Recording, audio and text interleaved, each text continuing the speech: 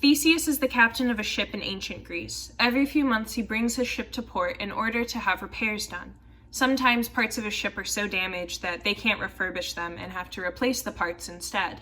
Over time, so many pieces of Theseus' ship have been replaced that none of the original parts of the ship remain. Unbeknownst to Theseus, the man who does the repairs does not throw away the pieces of the ship that he replaces, but he keeps them and refurbishes them. This man builds a duplicate of Theseus' ship from the original pieces. So now we have two ships, one which is made completely out of the original pieces of the ship and one that is made completely out of the refurbished parts.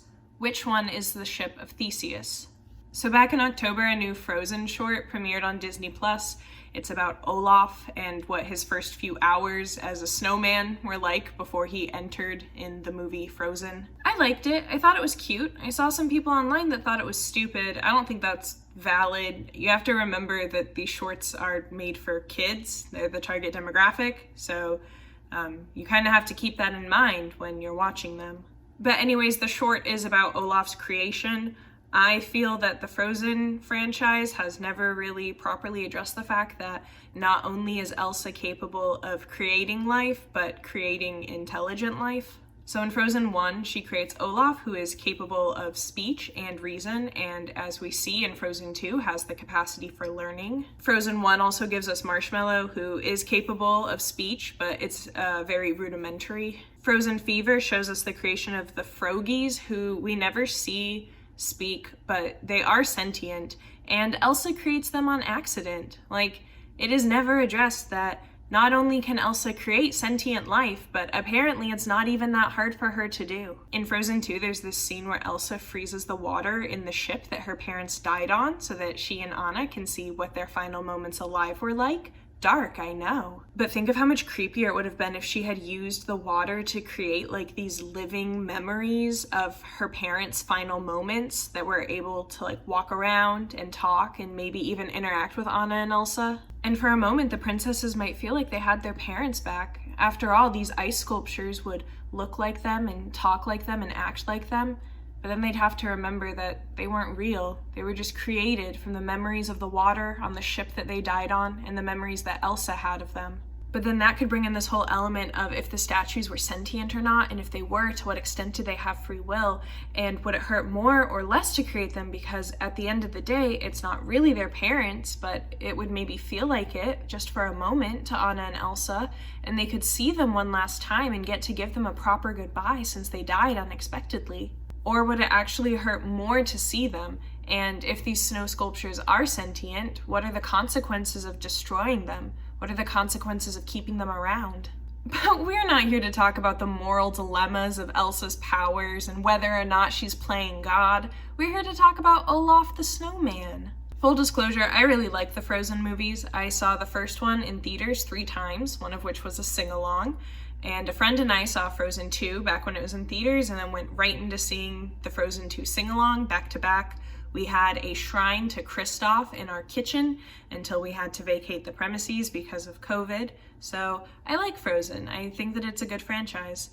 But I've always been a little unsure of Olaf. He's a talking snowman, which is charming, but if you think about it for too long, you kind of start to get to some of those dilemmas I mentioned when we went down that dark little rabbit hole of the consequences of Elsa bringing back her dead parents as snow people. And you're probably also wondering why I started this video with the thought experiment on the metaphysics of identity. Don't worry, we'll get there. But Olaf, he's a snowman, and if he melts, he'll die, right? In Frozen, we start to see Olaf melt towards the end of the film, and then once they bring back summer, at the end he really starts to melt, which prompts Elsa to create a little snow flurry for him so that he doesn't die. This, combined with the song In Summer, leads us to draw the conclusion that, yes, if Olaf melts, he will essentially die. But then in Olaf's Frozen adventure, he goes to a sauna and completely melts, and then he gets thrown outside and refreezes.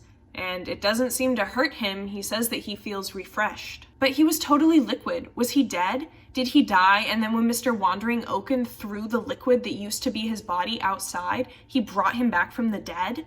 We also see throughout all the Frozen movies and shorts and those Olaf shorts that they made at the beginning of quarantine. You guys remember those? We see that Olaf is capable of disassembling his body and having it move separately. The legs don't need to be attached to the torso or head to move, same for the arms.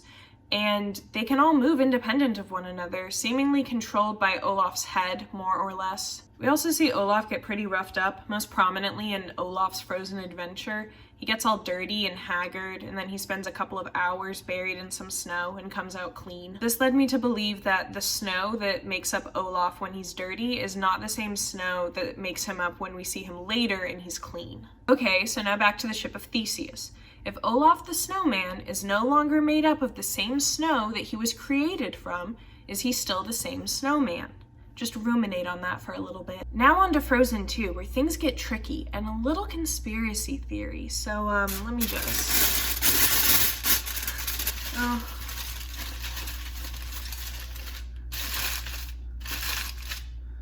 I think this is my best look yet. Frozen 2, Elsa goes into the unknown to the magical glacier Atahallen. She goes down a snow staircase and learns about her grandfather's colonizing past, as one does, and then she gets frozen, very similar to how Anna was frozen in the first film.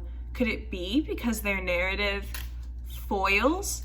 We're not talking about that today, and also, no, they're not. So she gets frozen and presumably dies, which I don't think any of the other Disney princesses have done, so I guess props to Frozen 2 for being the first film to do that. So she dies, and then Olaf dies, and Olaf dies the exact same way that everyone who got Thanos snapped in Infinity Wars died.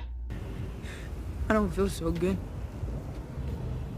But he's dead, he dies. The snowflakes that previously made up his body get blown to a hillside next to a flower, and we get a shot of the fire lizard being sad about it.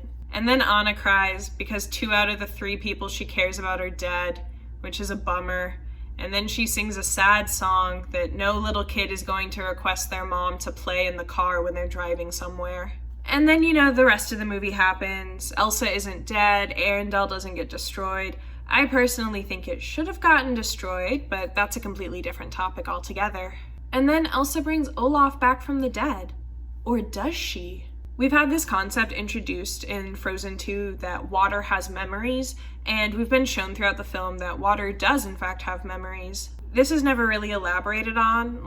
Okay, maybe the water that was on the ship when their parents died saw what happened because boats do in fact live on water, but their parents died 5 years prior to the events of Frozen 2. Wouldn't the water have dried up by now? Elsa also manifests these memory sculptures of when the Arendellian soldiers and the Northuldra people got into an altercation and the forest got really angry. But you're telling me that the water that was in the air and on the trees and in the ground 50 years ago is the same water that's there now? It just stuck around? I don't buy it, but okay. Anyways, we see Olaf get remade, and he's presumably the same snowman. No one mentions the fact that he was dead. No one asks him what that was like. They're just all happy that he's been brought back to life, like the protagonist of any CW show. We're shown the snowman ashes that we saw after Olaf got Thanos snapped, and those same pieces of snow are being used to remake Olaf.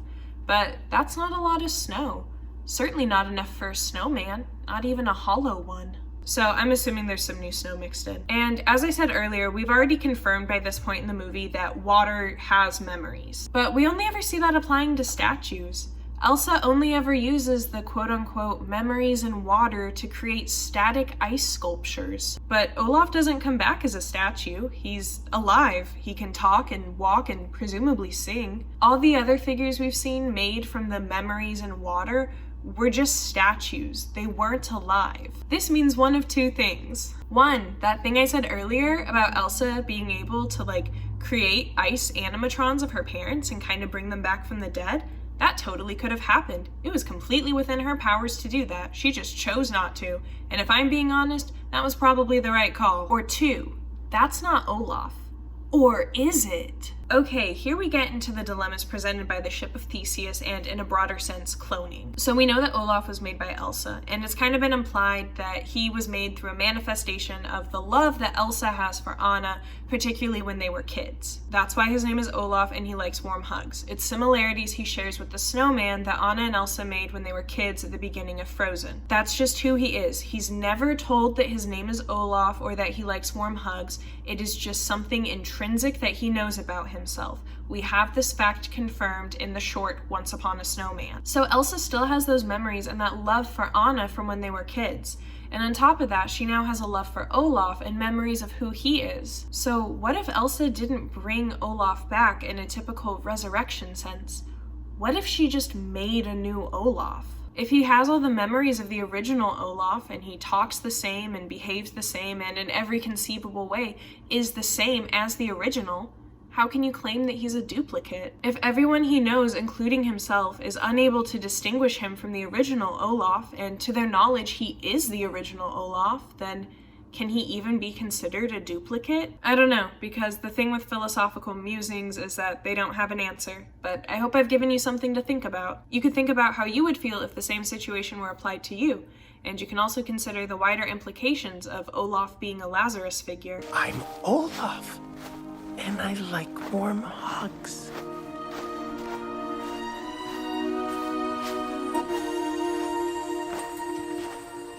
Time to remove my tinfoil crown. Ah! Should I like straighten out this tinfoil and use it for something?